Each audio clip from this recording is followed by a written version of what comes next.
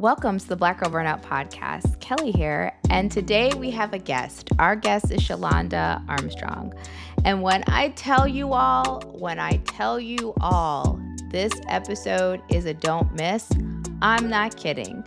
This episode is for anyone who's ever thought about owning a business or thought about getting into entrepreneurship, anyone who's currently in entrepreneurship or a business owner. This episode is for you. Let me tell you why. Shalanda Armstrong is a founder and managing partner of 100 KM Ventures based in Washington, D.C. She's basically a venture capitalist, y'all. 100 KM Ventures invests in early stage companies with the future of work and the future of health. Specifically, close to her heart for Shalanda is women's health tech. So it's all about us. Prior to 100 KM Ventures, Shalanda was an active angel investor, investing in 30 startups, including No Bull Apparel, Deep Sentinel, and Instacart. Shalanda has spent close to 20 years in the tech sector, holding multiple technology consulting leadership roles at top-tier firms, including PwC, EY, and Salesforce, after beginning her career as a software engineer at Lockheed Martin. Shalanda holds a bachelor's in computer science from Hampton University and a master's in engineering and technology management from George Washington University, along with an MBA from the Robert H. Smith School of Business at University of Maryland, College Park. She serves on the board of Robert H. Smith School of Business at University of Maryland, College Park, Girls Inc. in DC, and Hampton University's Computer Science Alumni Council. She's also been recognized as Washington, D.C.'s Business Journal's 40 Under 40. That's a mouthful to tell you. Shalanda is about her business, and she knows what makes money and how to sustain it. We have an absolutely incredible, powerful, hopefully only part one of many conversation about beyond venture capital. One, what is it and who's eligible or not eligible for it? But what it takes to make it in business. I share my insights as an entrepreneur. I'm 3 years out in this game, y'all, and I just finally got it together and figured it out. Shalanda is going to give you the tools and the tips. The conversation we're going to have is going to have you equipped to start your journey and to start course correcting if you found yourself getting a little off track, as we all have before, myself included. Let's jump right into this conversation. You are going to be so thankful you stayed and listened. And as a reminder, I am still doing Q&A episode for the podcast. Please submit your questions. You can ask me anything. Maybe you have follow-up questions about this topic, about mindset and practical tips and tools and how to make it in the business world as an entrepreneur. Share them. But if you have other questions about skincare, about burnout, about making it in corporate spaces, I was in a C-suite level position, I am here for you. Please, please, please ask me your questions. I can't wait to answer them. All right, let's jump into the episode. Hi, Shalanda. I am so excited to have you here. I cannot tell you how exciting this conversation is going to be having. We met through Daria Burke. Yes. And we just started having this great conversation, right? About entrepreneurship. It was just totally organic, totally just like, hey, how are you? And there's just so much information. I was like, I got to have you on the podcast. That's it. That's it. No more messing around. I got to have you on here because you are incredibly impressive. I've already said all of the amazingness that is you on the intro. And I cannot wait to have this conversation. But before I get going, because I get all excited and get all into it, how are you doing today? I'm doing okay. I am, why complain? Who would listen, right? So I'm doing okay. I would listen, Shalanda, but I get your point. I say the same thing. I'm like, meh, who gonna listen? So good. Right. I'm good. So I want to jump right in asking you about venture capital because Yeah. this is not a space, this isn't shocking. This is Mhm. not a space overrun with women. It's also not a space overrun with women of color, right? So there's a select handful of people I even like know in my world, and I feel like a lot of them probably we don't know, right? So Right. I always want to know like what drew people, like what drew you to venture capital? And then like specifically you don't just do like straight up venture capital, you've niched, right? Like you have a specific focus you look at around women's health and tech. What drew you to this field in general and then also into women's health tech? Sure. So, what drew me to venture capital initially is I was in undergrad, early 2000s, and I'll give you the exact year, 2003. And I'm in the lab, and there is a press release. And at the time, the Facebook had received venture capital dollars from someone that we all know now as Peter Thiel. Yeah. And I was with my classmates and I'm like, guys, we have this all wrong. And I was like, I don't know if we should be like pursuing this computer science degree. Like, and of course, all my classmates are like, oh yeah, let's do a startup. Let's do a startup. Let's go to the Valley. And I'm like, no, I want to be the guy who gave him the money. How do I become that? And Wow. that is what opened me up to this world of venture. And at the time, venture was a very different industry than what it is today. So in the early 2000s, and it wasn't an asset class, honestly. It was you had to be wealthy already, and you Yeah. were funding other wealthy people's projects.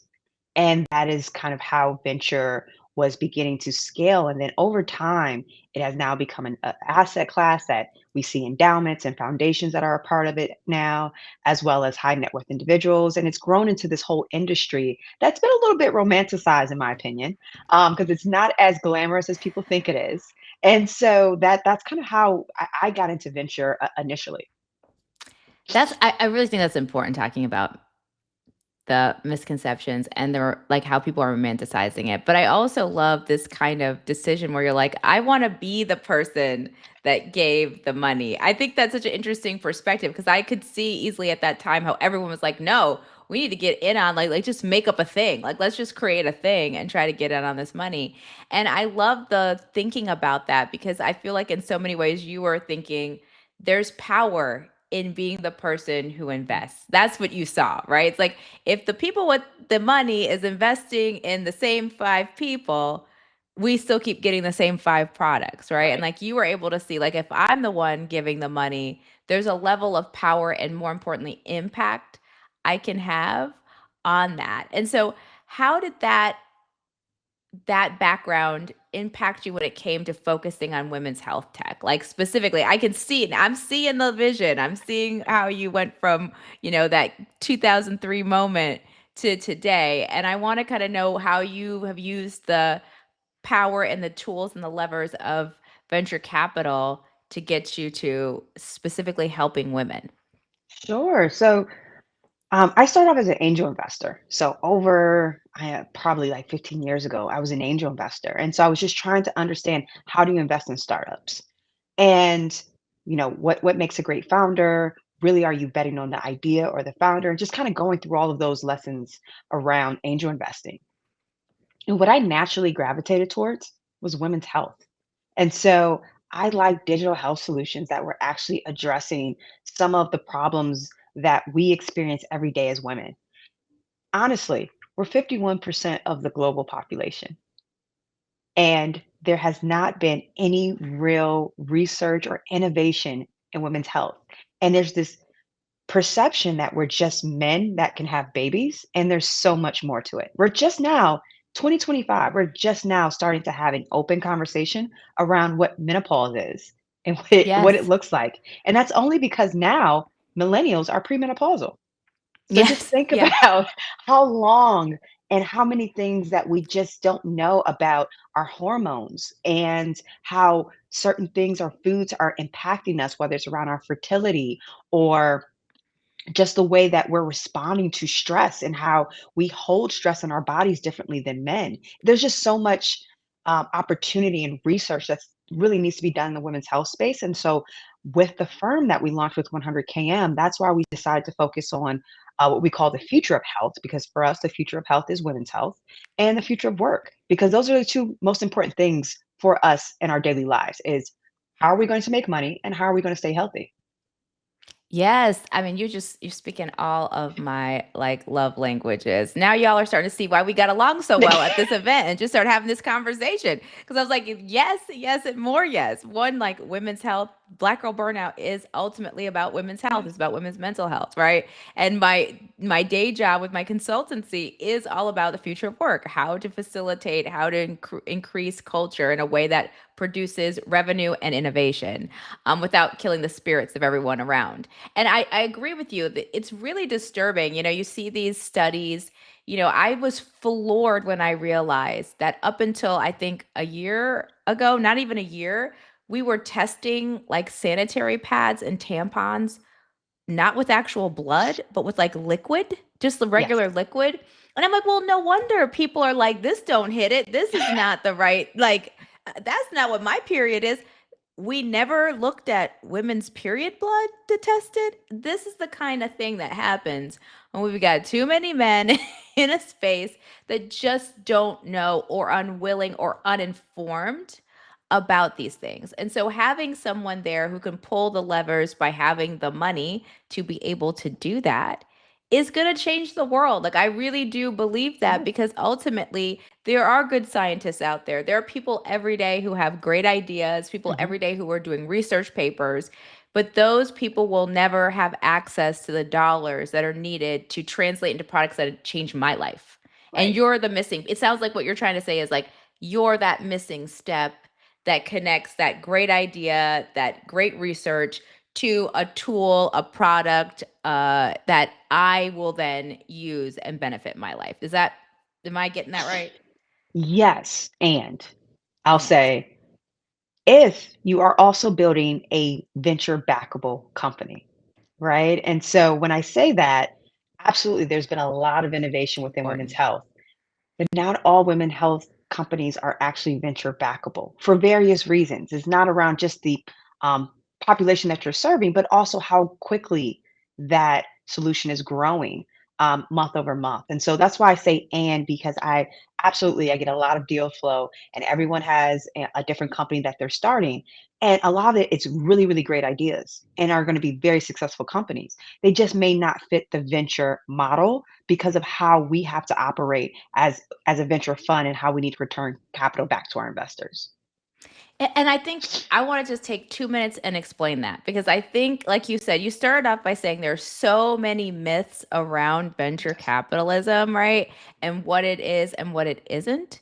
And before we go into just general business, because you are like someone to ask, you are the person to ask about how to build a business that's successful beyond venture capital, because many people listening to this conversation are never going to do that. But there are some people sitting there that are thinking, I have an idea that I think should be backed. And I think it's really important for you to dispel the myth and explicitly say, this is what a venture backed business looks like, right? If you want venture capital, these are the key components. So if you could grace us with that for a couple of minutes, that would be Sure. so important. Sure, absolutely. So, what is a venture backable business? When you are taking a look at your business, you should, if you are considering taking on venture capital, your business should be growing 20 to 30% month over month, not year over year. There you And go. that is what we call hypergrowth. Hypergrowth requires a different level of capital because you have to scale so fast. I know a lot of entrepreneurs feel like, well, that's a lot, that's a crazy metric. It is, right? And that's why you're getting this capital to accelerate your business. And it's because we are looking for outlier outcomes, right? And so we are looking for, the term we're using honestly in 2021 and 22 was we're looking for these unicorn exits. And now, because of the macro environment, we have shifted almost if a unicorn exit is just like baseline. We're looking now for those decacorn exits, right? And so, Yeah. like, are you building a 20, 30, $50 billion business? And that takes a lot of work, a lot of capital. And there's so much that goes into um, raising venture capital and then also understanding the game that you're playing when you take on that type of capital from institutions. I think folks think that If it doesn't work out, it's no foul. Well, no, there's a lot that comes with that, right? And so before it doesn't work out, there's so many levers that a VC has to pull so that they're again able to protect their investment as well because they have to return that capital back to their investors. Yeah, that is so important because I think people they don't understand investing and then they don't understand venture capital, right? Mhm. Wanting people to invest in your business is a very different tier and a very different framework of thinking than venture capital. And it's important that people hear, no, you already have to be a very successful business. This isn't like a startup with two people and your family friends and the idea might be $1 billion idea, right? It might be $1 billion idea. But the reality is, are you generating revenue that people can see could project into the billions? And it's very important to say words like billions because that is going to separate you really quickly from, oh yeah, my idea is great, but it made 40,000 last year. Yeah, that's not even remotely in the tier of venture capital. And I feel like that's really important because people throw these words around and you Mhm. see on the news acquisitions and you see people getting these huge investments and it's exciting, right? You're like, this is great. Yeah, they've been in existence for a long time. That's the first thing. These are not new businesses. These are not like businesses that just started 2 months ago and all of a sudden necessarily did this growth. These are businesses that are usually known names. That's the other thing. I'm like, yeah, you know them. That's why they have venture capital behind them because you know them. Like they Right. have built a brand and a name for themselves in a way that people you're not doing as like a person in a corner over here, right? This isn't saying you don't have a good business idea. We're going to move into what to do with your business idea and how to have a good business idea. But I think it's just really important that we took the time to be very crystal clear on what venture capital is and what is the path to getting in that world. And for some people listening, they're on that path. And to you all, I say, wonderful. Remember Black Girl Burnout, sponsor me because you got enough. Sponsor me today because you already got enough to sponsor this podcast if you're on the track to venture capital. Um, you are there, but there's a lot of us who aren't, myself included, right? Like, this isn't, and it's not a shame. It's like, this is the tier, this is the entrance. And so, anything else before we shift into just general pieces of business advice for entrepreneurs because you got a ton Yes. and that's where I want to spend our time. But I want to make sure we close out this venture capital piece real clean and clear for folks about what's worth their time in venture capital and what is not. Yeah, so one thing I just want to clarify that you Yes, mentioned. please. So you can definitely have a small team, right? You don't have to have this large team. If it's only 3 to 5 people and you guys are working on an idea, that's okay, right? We as VCs, we do back small teams, and I invest primarily at the early stage. So I'm looking at small teams. It's honestly around how many customers have you been able to actually capture, and That makes how sense. sticky is your business, right? Because we're looking at that hyper growth. We talk about the J curve a lot in venture. And so we're always trying to assess where are you on that J curve? Because we're not trying to like gradually get there. We're trying to say, where are you in that inflection point? And then we're going straight up. And then what does that look like? That makes total sense. Thank you for clarifying. I think that's an important clarification that you're looking for. It's not necessarily the team, it's the output. It's like, Right. what are you doing? Who are you serving? What's that number look like? Right. That makes total sense to me. And again, for those listening who feel like, oh, I might be that person. Well, good. Pat yourself on the back. Yes. You are that person. And I look forward to you hearing this episode and being like, as a result, here I am 5 years later. I'm excited for you. For the rest of us, let's talk about just like tools and truths for Black women in business. Because I know you and I spent a lot of time talking about this. This is something I'm very passionate about as Mhm. someone who's an entrepreneur, never, not anywhere near venture capital, just an entrepreneur making the world with some good ideas. I think there's a lot of myths and a lot of absence of Mhm. knowledge in the space. And so, I want to start by kind of saying, like, foundationally, it doesn't matter what business you have, what do you believe are like the core elements for success for women, Black women entrepreneurs? Oh, wow. There's so much. I don't even know where to start. I We know. could go on for hours around this. This is where I say this to my founders and those that are in my portfolio and founders that I mentor all the time.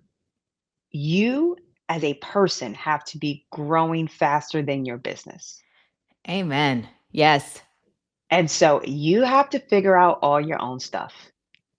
So Yes. whether that and we all have it. We all have things that we have to work through, and everyone, it's now on trend that everyone's doing the work, quote unquote, right?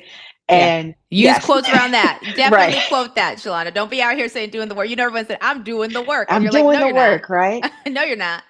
And so but honestly, for you to go on this journey of entrepreneurship and truly betting on yourself, you have to honestly get comfortable with yourself. And there Yes. has to be a level of self awareness around what you do well, where you struggle, where there's areas of improvement. And you have to do that at rapid speed. So you don't get all day to figure it out. Like you have to honestly be growing faster than your business. And a lot of times when we see businesses fail, it honestly is because the CEO, the owner, they weren't growing fast enough to keep up with the speed of growth of their business. Yes, and it's that personal development. Yes, I 100% agree. I always say like for myself, I mean I've been in therapy before being an entrepreneur, but it Mhm. is a necessity now. Yes.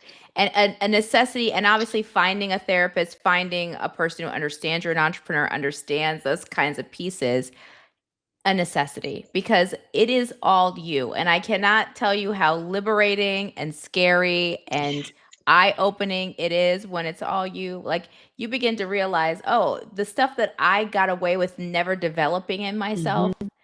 taking accountability. There's just levels. And it's like, I'm not saying that I never took accountability in my life, but it was like before I'm like, y'all a mess. This project Right. will just fail. Oh, Yes. well, look at me get my check. Like I'm going to do my best. But when it's you, the mental, like either anguish or anxiety, or just even like pausing that you do when you realize it's not company X that's going to struggle, it's me. If I'm not Mhm. together, if I'm not showing up, in your jobs, we've all had times where we've just had an off day at our job, an off month. We're like, we're top performer, but we're like, look, stress happened and I just wasn't my best in June. When you're an entrepreneur, you can't do that unless you are far down the road of establishing yourself, right? Like you have an off month. Oh, okay, then you're not getting a check. Like there's just pieces of that you need to regulate yourself and know yourself in a way that you may not have had to develop. There's muscles you didn't have to develop when you're working a corporate 9 to 5 in entrepreneurship and in business. And I think that's really important. My thing that I would say is endurance. Like Mhm. it is, there is no such thing contrary, well maybe there's like 1%, but there is no such thing as overnight success. I don't know those people. I know people who look like they had overnight success, but once you go beyond it, then you start being like, no, there was no overnight success there. They were working behind the scenes all the time. And I feel like that's another quality that people have that's unrelated to business. Notice we haven't said and one business skill yet. We haven't said take one course. We're like Right. core elements, know yourself, have some patience and endurance because it's not happening overnight. It takes a while. And when I say a while, I mean years to get to a level of stability. Even if you blow up and everyone buys your product, it's still going to take you years to figure out what's the rhythm, who's the team, all of those pieces. Anything else you would add? So one thing I do want to add is because we all do this, especially as Black women, don't think it's just how hard I work, right? So I see a lot of entrepreneurs and founders that like to hide behind the work, right? Yeah. So if they don't want to have to deal with themselves, so I'll just keep working. I'll just keep working harder. Again, it will eventually, this is how we, black girl burnout. Like that, Yeah. that's how you get there. It's because you're hiding behind something you don't want to deal with. And so you really do need to, one, just handle all your stuff and deal with it. You do have to have some level of endurance and grit. Um, Resilience, of course, is necessary. And I have this phrase of, it is not about timing, it's about who can endure, right? Because Yeah. everyone is Yes. on their own race, and it's to your point, it's, can you endure everything that comes with your race?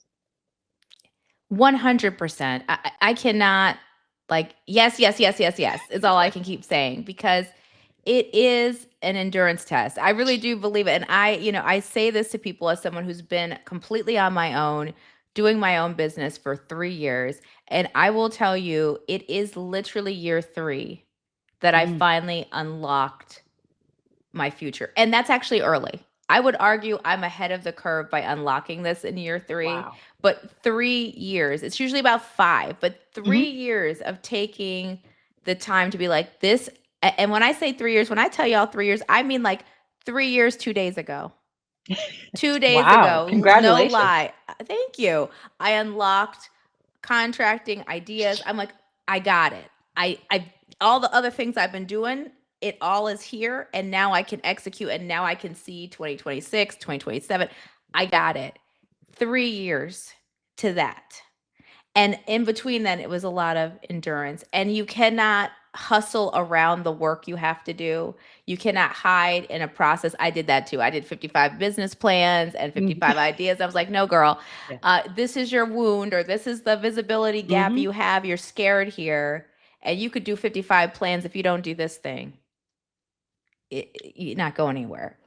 It happens, and we see it all the time, right? And as investors, especially investors that have done this for a while, and everyone will call it something different, but they're trying to understand, do you know you yet?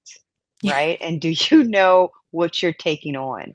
And like I said, there's a lot that comes with entrepreneurship, and it's hard. And a lot of times you are going to have to wrestle with, you're betting on yourself. And Yeah. that's scary because Yes. we have grown up in a society that has put all of these guardrails in around us so that we're always safe, right? We never had to actually see what we were truly made of in certain situations. And so now it's like, all right, whatever that idea or whatever that thing that you want to execute on, like, can you actually do it? It's terrifying to bet on yourself. Like, I Hmm. think that's the part that people in, and I think it's important that we bring that into the light as someone who's successful, right? As someone who's trying to get there and is getting there. I think it's important because I think people assume, well, there's a personality type, Hmm. you just got it. You feel good every day. You're like, this is it. I'm a winner. I'm doing it. Y'all are fortunate I graced your doorstep with my idea. That is not true, right? Like there is a Yeah. that I think is the scariest piece of being an entrepreneur is it is just you. Both and again, I think Black women, we're all prepared for like it's just you and the bad, right? Like I know when it's like it's just you, good luck. And it went wrong. But Right. it's just you, meaning like you've got to get up that energy, you've got to get up that confidence and that surety that I have the thing, that I am your answer, my product, whether it's you, the service provider, or your product is that Hmm. answer. And you got to be like full chest saying it to yourself, to everyone around you. And as Black women, we've been taught that hiding is safety. And Right. like that's a trauma response because we know Hmm. what's happened historically. It is a wrestling with yourself to step out there and then align your behaviors with that. It's not just like bravado. It's not, arrogance. I got this. It's like, no, I got this and I have the systems, I have the lifestyle, I have the conversations that communicate to everybody, including myself, that I got it. Yes. And it's okay to stumble, right? In Yes. that journey. It's not going to be pretty. It's not always going to look the way you want it to look, and it's okay, right? Because you have to have that mindset that either you are going to win or you're going to learn a lesson, right? But you're never actually going to lose in the situation. I love Everyone that that. Yeah, everyone that I've known that's gone on their entrepreneurial journey, even if it doesn't work out, they've learned so much and so many new skills that they are Yes. able to apply it to that next venture, right? And so you just have to have that mindset that either this is going to be wildly successful and I'm going to win, or I'm going to learn so much through this journey that I can apply it to the next thing that I'm going to launch. Yes, I totally agree. And that confidence is invaluable because it's not tied to a product. It's Yes. not tied to an accomplishment. It's just about knowing. Because there's sometimes the business idea you started with may not, what I started doing 3 years ago is not what I do today. Right. Okay. And I don't consider those other things a failure. I consider it a lesson. Like you said, growth opportunity. What did I learn here? Again, back to that endurance. And I think that that's the key, right? Knowing yourself and having a level of endurance. And also, too, then there's like the practice. So now we're like, this is like the mental work, but let's Mhm. talk a little bit about the practical work. For you, what kind of like financial shifts or literacy to like what kind of tools did you need to make sure that you got to where you're going or that you consider like game changers? Like I unlocked this concept or I didn't realize I had to do this, this, and this. And I'm like, oh, that's what I need to be doing. So for me, I had to shift my mindset around it does not matter how much you make. It's how much you Yes. actually keep. Please keep say it one more time, Shalanda. Tell it It one more doesn't time. matter. It does not matter how much you make. It's how much you keep. There you go. And so for especially for Black women, we have to shift our mindsets around everyone wants to talk about how much money they make and how much they Yes. have and how much they spent on X, Y, and Z. But how much of it did you actually keep? Right? Do you actually have tax strategies and tax plannings with your team quarterly so that you can make sure you're not giving it all to Uncle Sam? Because after a certain amount of money, you are in that 38, 39% tax bracket. And if you, depend on what state you live in, for example, if you're in California, you're giving half of that away. Right. Yes. And so it really is around, do you understand fundamentally how this works from taxes to understanding the capital stack and debt structures and when is it right to actually leverage debt as a generation of millennials, right? We have been taught, it's been beat into us, debt is bad, right? Stay away from debt, no one wants debt. Well, there's nuance to that.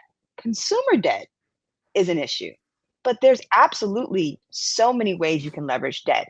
I mean, we have now someone who is in the highest office in the land who has made his whole career off of leveraging debt. Yes. And Yeah. so so there's just so many things that we, again, as Black women, that we just don't get exposure to when it comes to entrepreneurship. And I always say that you really do have to really lean into the tax code, because when you start to understand the US tax code, it is truly meant to only benefit two types of folks, and that is entrepreneurs and people who own land. If you are a W-2 employee, as you earn more money, that tax code starts to work against you. And so that is why I say that's the fundamental thing, is you really have to work on your financial literacy and know that it doesn't stop. Like, this is past just having a checking account and, knowing how to budget and all of that. But no, it's like really understanding how money and capital flows and how it works, and then how to leverage it to your benefit. I could stand up and clap and cheer. I had to stop myself because I'm like, nobody wants to hear me being like, yes, amen, yes, snaps and claps. Just to hold myself back.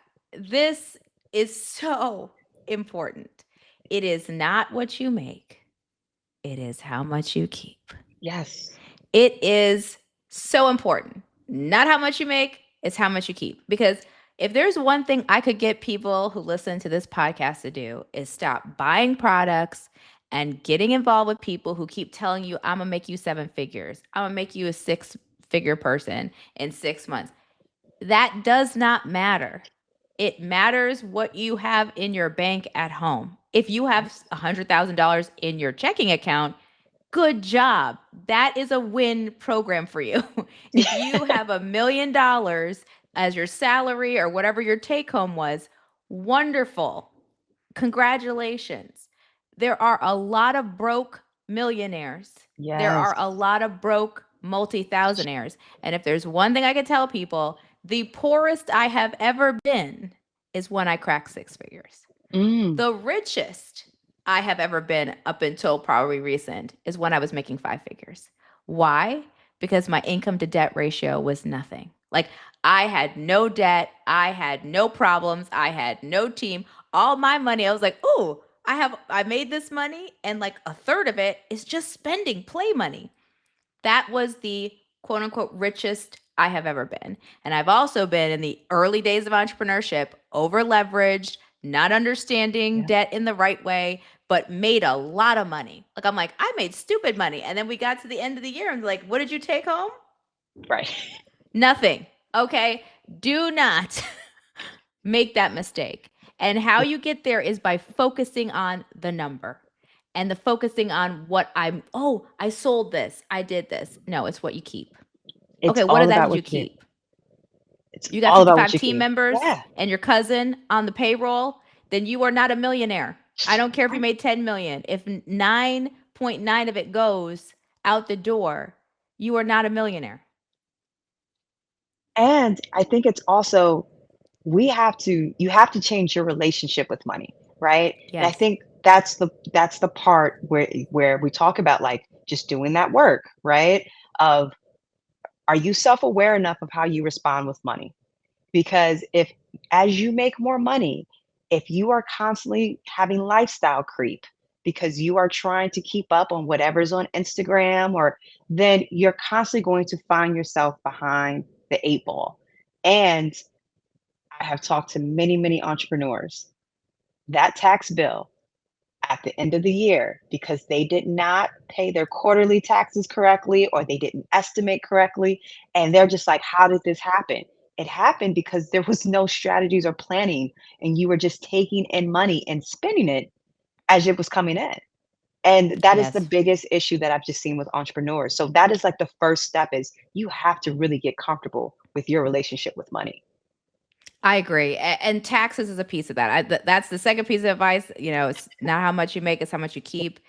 Get yourself a good tax attorney that you trust that has good reputations. Get yourself a good uh, bookkeeper if you need that. Get those two. If you can get it in one person, wonderful. But that is critical to the success of my business. That was a game changer because, as you said already, the people who benefit the most, I was like, oh, wow, really? Are people who are entrepreneurs.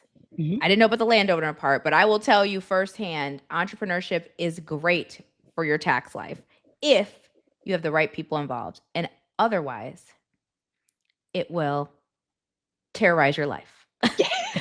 You do that Yes. wrong and you get that. I've talked to people who had to shut down their business at tax time because they got that bill and they never thought about it and they didn't understand how it was going to work, and instead of having they were doing it on their own on a Mhm. spreadsheet. Don't do that, y'all. Don't do that. Get Don't someone do to that. do Yeah. it. Don't Don't do it. don't just because you can and honestly, today we don't even balance our checkbooks, right? We all No. log into our accounts and see and hopefully the comma and the decimals are in the right places, right? So, like, if you are not comfortable trying to manage your finances, don't do it. Don't do Pl it. Please outsource Don't it, do get it. the appropriate help, and get folks around you that actually know what they're doing and I always say and can explain it to you in plain English. That's key too. And are like Yeah, chatting with you, communicative. Like yes, I can get on a call with my tax attorney in 72 hours. Unless it's emergent and they said they'll do 24. If it's emergent, right. we'll do 20. But I can get my tax attorney on the phone and they can walk me through A, B, C, D. Up. I understand. Don't ever leave out because as we see that too. People going to Mhm, jail for tax fraud because they right. hired someone and didn't have a clue. But those are the two. I think if you get nothing else out of this episode, this is it. And I have a question for you about this brings us to mentorship, right? Yes. And executive coaching. Like people out here getting a coach. If I could also dissuade people, some of these coaches, it's like multi-level marketing. Like Mm. it's just based on you giving them information that they don't got it. What should you look for in a mentor or an executive coach when you're talking about that next level versus like your friends, people who don't got giving you advice? Sure. So, a couple different things I use. So first, you should have your personal board of directors, right? Yes. And there's frameworks around who needs to be on that board of directors, but your circle, the folks that you lean on, should be folks that challenge you, right? There's going to be a cheerleader in there Who do you go for when you really have that hard problem? They can, walk you through it. It's You really have to develop that personal board of directors first. I think that's critical. The next part of that is everyone wants to coach, right? And that's cool. And that's great. What do you need that coach to actually do for you, though? Um, Yes. I definitely think that there's a lot of executive coaches that, especially that are helping Black women around some of the nuances that we experience within corporate structures or as we're going into entrepreneurship, and some things that we have to unlearn just from a societal standpoint. And so I think that's beneficial. And then there's the executive coach that actually is helping you do the thing that you're trying to do. And that executive coach will probably not look like you. And you got to figure out how to get comfortable with that. Tell it. Tell it. And I have a VC executive coach, right? He doesn't look like me. He's a white guy, right? I want to be the best investor I can be. The best investors happen to be white guys, They're white right? dudes. Yeah. Yeah. Yeah. And so, and he's great. And because you have to understand, what do you need that coach to help you with? Would you go and just start swimming without getting lessons first, or would you actually try to get mentorship from someone who is actually a great swimmer? Same with, like, if you're trying to get in shape, are you going to go and get a personal trainer who has a pot belly, or are you going to go get someone that actually looks like they've been taking care of themselves and they know what to do and they can guide you? So you have to be very honest with yourself on, are you looking for an executive coach that's going to make you the best person you need to be in the business that you're trying to operate? Or are you looking for someone to validate all of the things that you go through that you don't actually want to deal with? And that's a different type of support. And So, be real about it. yeah, And just be be real honest. about it. Yeah. Be real about it. This episode's real. We're getting real here because that is important. Two quick things on top of that is just simply say, who is your target customer, or like who's your ideal person in your field and who's your target? When I tell you that, it's been a changer. My business Hmm. coach is not a business coach. She's a strategist. Why? I'm a strategic planner. So I Right. need someone who did strategic planning at a high level. She can list off all these Fortune 500, 150 companies that she worked for to be like, I know how to do strategy at this level. She's a white woman. She's phenomenal.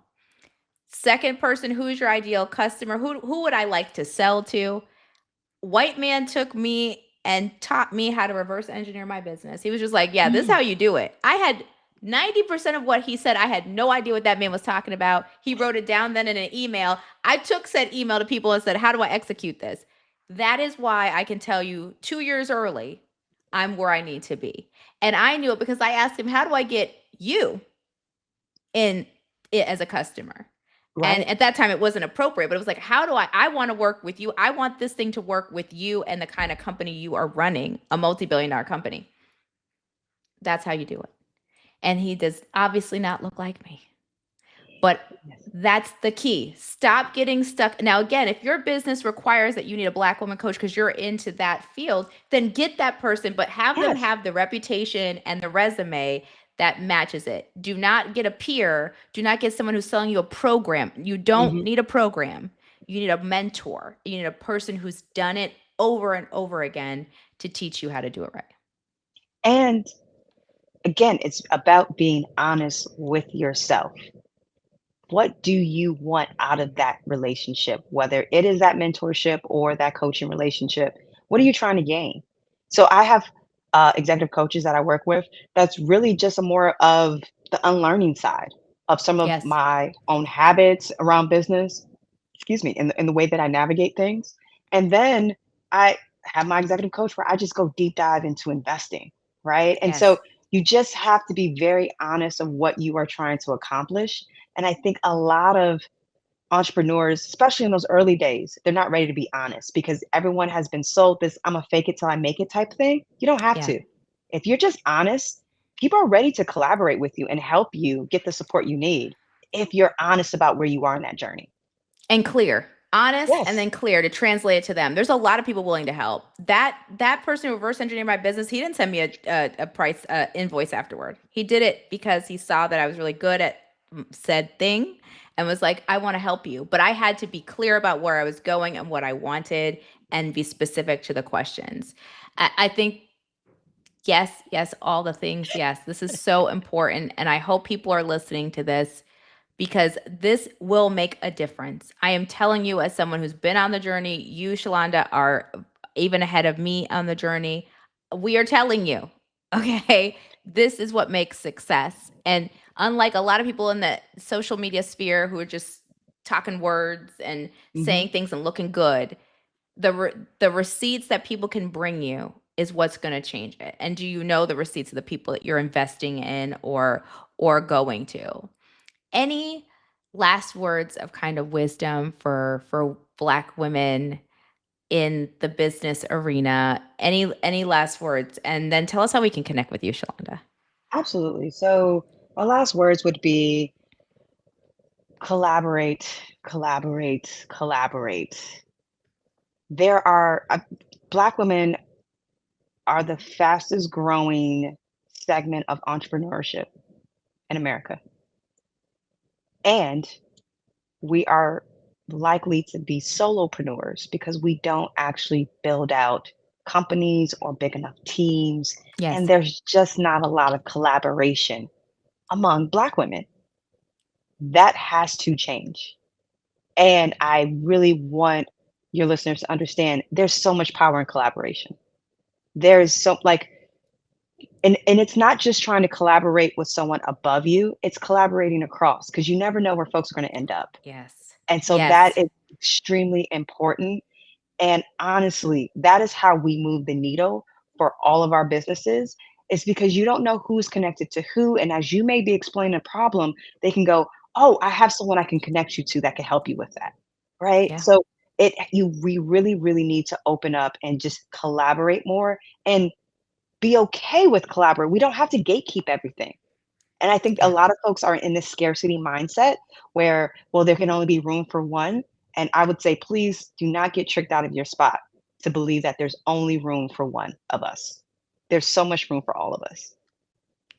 Absolutely. Beautiful, beautiful words. How can we connect with you? Yeah, so you can definitely find me on Instagram. Our firm is 100 KM Ventures. Definitely follow us there. And of course, uh, the LinkedIn and everything, 100kmvc.com is our page for the firm.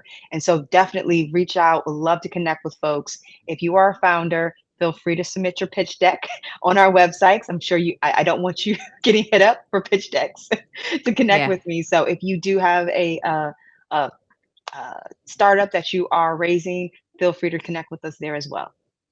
Shalanda Armstrong, thank you so much for coming on the pod. This was so powerful, and I know the listeners are going to love it. Thank you for having me. Great conversation as always.